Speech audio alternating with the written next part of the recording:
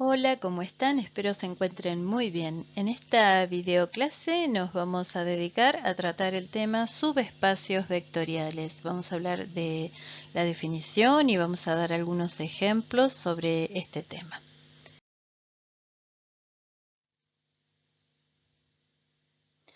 Comencemos definiendo un subespacio vectorial.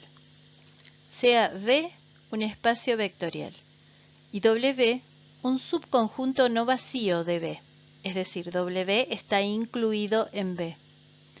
Diremos que W es un subespacio de V bajo las operaciones de suma y multiplicación por un escalar que ya fueron definidas en V, si W es un espacio vectorial, es decir, W es un conjunto incluido en V y en sí mismo es un espacio vectorial. Para probar que W es un subespacio, hay que ver que W sea un subconjunto no vacío de V y que se cumplan sí o sí las siguientes condiciones. Todo subespacio vectorial debe contener al vector nulo.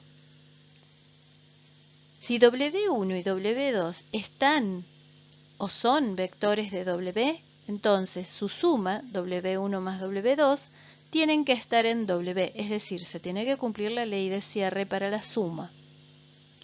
Si W1 está en W y E es un escalar real, entonces E por W1 tiene que estar en W, es decir, se tiene que cumplir la ley de cierre para el producto de un vector por un escalar. Comencemos por conocer algunos casos particulares de subespacios vectoriales W de un espacio vectorial V. Por ejemplo, el subespacio vectorial W formado por un único vector, en este caso el vector nulo. También tenemos un subespacio vectorial W que puede ser considerado como el propio espacio vectorial V, es decir, cuando el subespacio y el espacio son el mismo conjunto. En estos dos casos decimos que tenemos subespacios triviales. Cuando no son subespacios triviales, reciben el nombre de subespacios propios. Veamos, por ejemplo, algunos subespacios propios. El caso de un conjunto de vectores de posición de puntos que se encuentran sobre una recta en el plano XY que pasa por el origen de coordenadas. Recuerden que en la videoclase anterior tratamos el caso de los vectores que posicionaban los puntos sobre una recta que no pasaba por el origen de coordenadas y pudimos verificar que ese conjunto de vectores posición no cumplían las condiciones para generar un espacio vectorial. Veremos ahora que este conjunto o subconjunto de vectores que posicionan puntos sobre una recta que sí pasa por el origen de coordenadas puede generar un subespacio que en este caso sería un subespacio propio. Consideremos una recta R de ecuación y igual mx y el vector posición que indica el origen de coordenadas por el que pasa la recta, vector P sub 0 de coordenadas 0, 0, pertenece a la recta y pertenece a este espacio. Luego tenemos el vector P sub 1 que indica la posición de un punto 1 de coordenadas x1 y 1 y el vector de posición P sub 2 que indica las coordenadas del punto P sub 2 de coordenadas x2 y 2. Estos son vectores que indican posiciones de puntos sobre la recta. El vector P sub 1 entonces tiene dos componentes, x1 y mx1. Y el vector P sub 2 tiene las componentes x2 y m por x2. Si generamos la suma de estos dos vectores de posición, vamos a encontrar, de acuerdo a la forma en la que sabemos que se suman vectores, que las coordenadas o las componentes, digamos, de los dos vectores, la primera componente y la segunda componente se van a generar sumando componente a componente, es decir, la primera componente del vector suma va a ser x1 más x2 y la segunda componente va a ser y1 más y2, en este caso m por x1 más m por x2. Entonces, vamos a tener como primera componente del vector suma x1 más x2 y como segunda componente m por x1 más x2, es decir, un vector que sigue perteneciendo, de acuerdo a su estructura, a la recta. Por lo tanto, sigue estando en el espacio y pertenece al espacio del cual partíamos, vale la ley de cierre. Consideremos luego el caso del producto de un vector posición por el escalar E. Si el vector posición es el vector P1 de componentes x1, mx1, E por P1 va a ser E por x1, mx1. Sabemos que al multiplicar un vector por un escalar se genera un efecto sobre la longitud de ese vector o incluso el cambio de sentido de ese vector. En realidad, desde el punto de vista analítico, el escalar multiplica cada componente. Entonces, el resultado es un vector cuyas componentes son x1, m por x1, es decir, vuelve a estar sobre la recta. Por lo tanto, se verifica la ley de cierre para el producto del vector por el escalar. El resto de las propiedades se pueden verificar fácilmente. Es decir, que hemos podido mostrar que el conjunto de vectores que posicionan puntos sobre una recta que pasa por el origen es en sí un subespacio propio del espacio vectorial.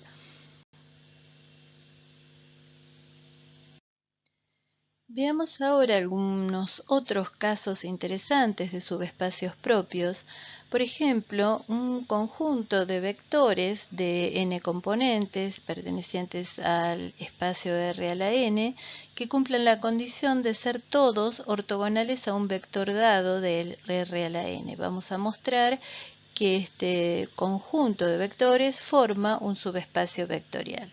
Consideramos el vector B de n componentes, B sub 1, B sub 2, B sub n, perteneciente al espacio R a la n, y un conjunto de vectores de W, tales que cumplan la condición, este conjunto W, de estar integrado por vectores W con componentes W1, W2, etc., Wn, vectores de R a la n, y tales que sean todos perpendiculares a B. Recordemos que esto se indicaba a partir de que el producto punto diera 0, es decir, W, cualquier vector W de W mayúscula por B me tiene que dar 0 en producto punto. Entonces los vectores de W van a ser todos normales al vector B.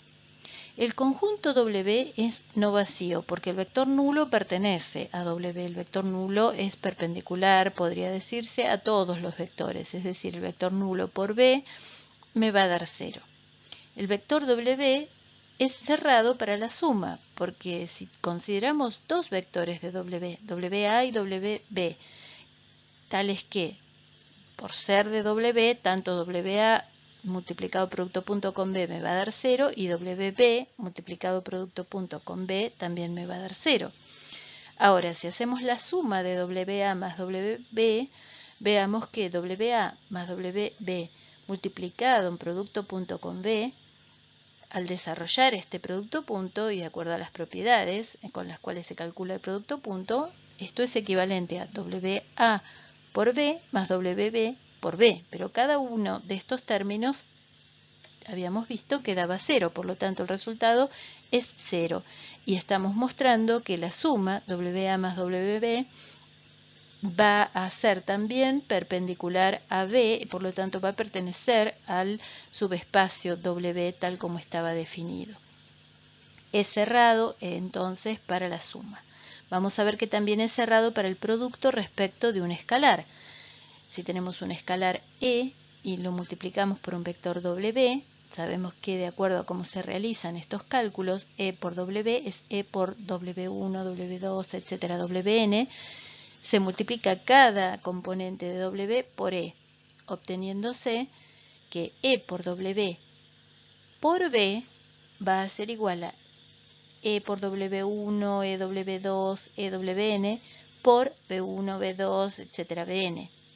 Realizando el producto punto entre estos dos vectores, obtenemos E por W1, B1 más EW2, B2, etc. más EWN, Bn, que también podemos escribir como, sacando factor común E, E por W por B, pero ya sabíamos que W por B, como W es un vector del conjunto del subespacio W, entonces W por B va a dar 0, por lo tanto es E por 0 y vuelve a ser 0, es decir, estamos mostrando que W mayúscula efectivamente es un subespacio vectorial porque es cerrado también para el producto por un escalar.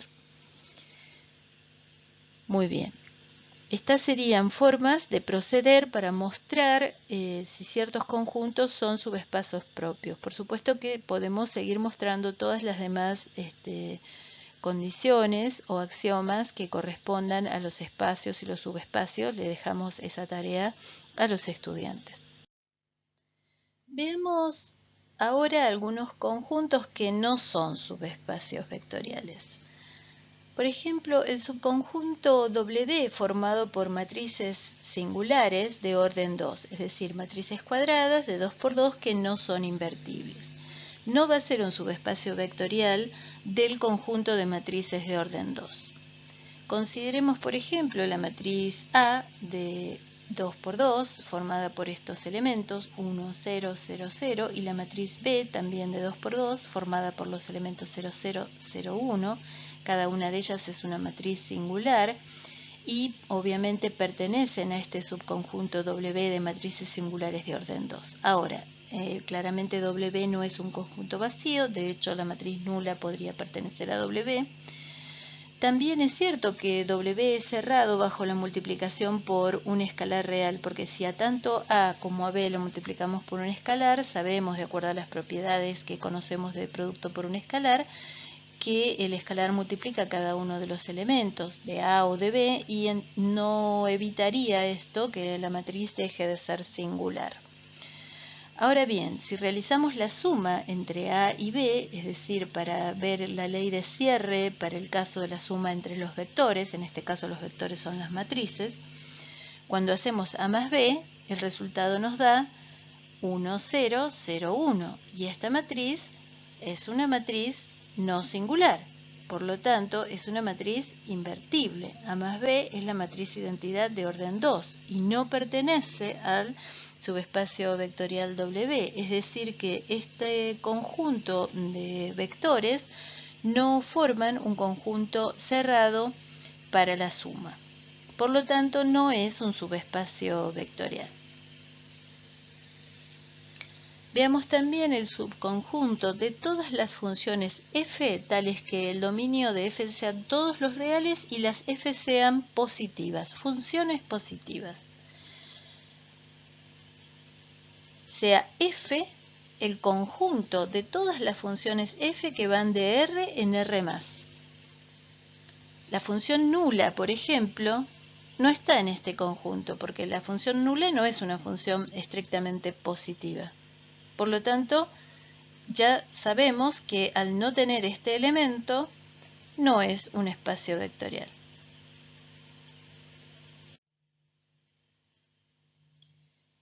¿Qué otros conjuntos no son subespacios vectoriales? El subconjunto de todos los vectores que indican la posición de un punto sobre una circunferencia de radio 1, por ejemplo. Veamos una representación gráfica para ubicarnos. Dibujamos un sistema de coordenadas en el plano, donde trazamos en él una circunferencia cuyo radio es 1. Cualquier punto que esté en esa circunferencia, por ejemplo este punto, va a estar indicada su posición a través del vector posición P sub 1.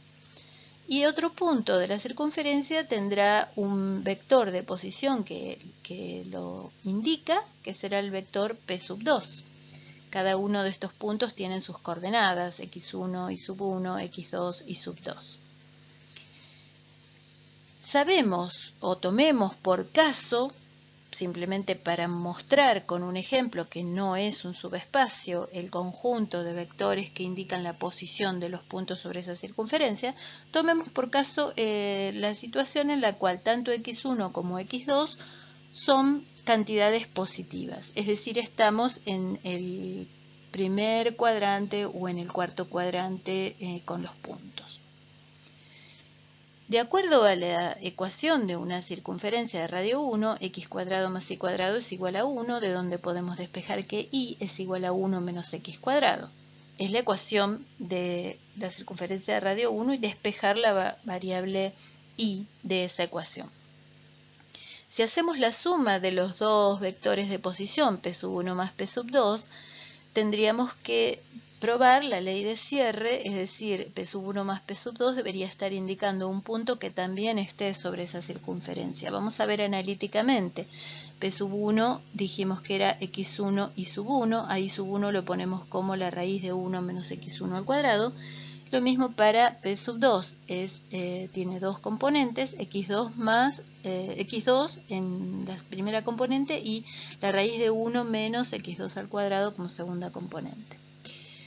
Al sumar vamos a obtener como primera componente del vector suma x1 más x2 y como segunda componente la raíz de 1 más x1 menos x1 al cuadrado más la raíz de 1 menos x2 al cuadrado. Ahora bien, este vector debería estar señalando la posición de un punto que está sobre la circunferencia, por lo tanto debería corroborarse o satisfacerse la ecuación de la circunferencia, es decir, x1 más x2 al cuadrado más la raíz de 1 menos x1 al cuadrado más la raíz de 1 menos x2 al cuadrado debería ser igual a 1. No sabemos si esto es así. Desarrollando esta expresión, considerando los cuadrados de los binomios implicados, nos va a quedar x1 al cuadrado más x2 al cuadrado más 2 por x1 por x2 más la primera raíz se va cuando lo elevo al cuadrado, me queda 1 menos x1 al cuadrado más 1 menos x2 al cuadrado más 2 por la raíz de 1 menos x1 al cuadrado por 1 menos x2 al cuadrado, que al multiplicarse queda 1 menos x2 al cuadrado menos x1 al cuadrado, más x1 al cuadrado por x2 al cuadrado. Y esto debería ser igual a 1. Ahora bien, podemos cancelar algunos términos que aparecen. x1 al cuadrado aparece positivo y negativo, x2 al cuadrado aparece positivo y negativo, y el valor más 1 aparece en ambos lados de la expresión. Por lo tanto, nos queda solamente un 1 aquí que podemos pasar al segundo miembro como menos 1 y acomodando las cantidades nos va a quedar que 2 por x1 por x2, que como x1 y x2 son positivas, x1 por x2 es una cantidad positiva, más la raíz, el elemento que hay dentro de la raíz tiene que ser un número positivo y la raíz es positiva, por lo tanto esa suma debería dar positiva, sin embargo está igualado a menos 1. ¿Qué significa? Que esto no puede existir, es decir, es un absurdo, no existe manera de cumplir con esta condición. Quiere decir que no es cerrada la suma para estos vectores. También lo podemos ver desde el punto de vista gráfico, cuando al vector de posición p sub 1 le sumamos el vector de posición p sub 2, obtenemos p sub 1 más p sub 2 y vemos claramente, gráficamente, que señala un punto que está fuera de la circunferencia. Por lo tanto, no se cumple la ley de cierre para la suma de los vectores que pertenezcan a este conjunto y entonces no es un subespacio vectorial. Vamos a ver ahora otro concepto que es el de intersección de subespacios. Claramente, un espacio vectorial puede tener diferentes subespacios incluidos en él. Hay un teorema que dice que si U y W son subespacios de un espacio vectorial B, la intersección entre U y W también va a ser un subespacio de B. Vamos a demostrar este teorema para que no queden dudas. U y W en principio contienen al vector nulo y por lo tanto su intersección no es vacía. ¿Por qué contienen al vector nulo? Bueno, porque tanto U como W eran subespacios y era una condición para ser subespacio contener al vector nulo. La intersección de U y W va a ser cerrada bajo la suma, porque si A y B son vectores de esa intersección, entonces, por ser U y W subespacios, son cerrados bajo la suma tanto U es cerrado bajo la suma como W es cerrado bajo la suma, porque si no, no serían subespacios. Por lo tanto, A más B, al estar en la intersección, están tanto en U como en W. Por lo tanto, A más B está en U, pero también A más B está en W. Por lo tanto, A más B está en la intersección de U y W. Y se cumple entonces que la intersección es cerrada bajo la suma. Luego, la intersección de U y W va a ser cerrada bajo la multiplicación por un escalar, porque, por similar argumento, si A es un vector que está en esa intersección, es decir, A pertenece a U, pero también pertenece a W, y E es un escalar real, por ser U y W espacios vectoriales, E por A está en U, y E por A también está en W. Por lo tanto, E por A va a estar en U intersección W, y se va a cumplir la ley de cierre para la multiplicación por un escalar. Es decir, la intersección de subespacios es a su vez un subespacio del espacio vectorial. Bueno, y llegamos al final de esta videoclase. Suscríbanse al canal. Agradecemos a los autores que nos permiten los videos de carátula de inicio y de cierre. Nos estaremos viendo en próximas ediciones para seguir tratando estos temas. Déjennos todos sus comentarios, sus preguntas, sus consultas y no se olviden de dejarnos un me gusta por el video si es que realmente les resultó interesante para aprender estos temas. Nos vemos en una próxima clase. Hasta entonces.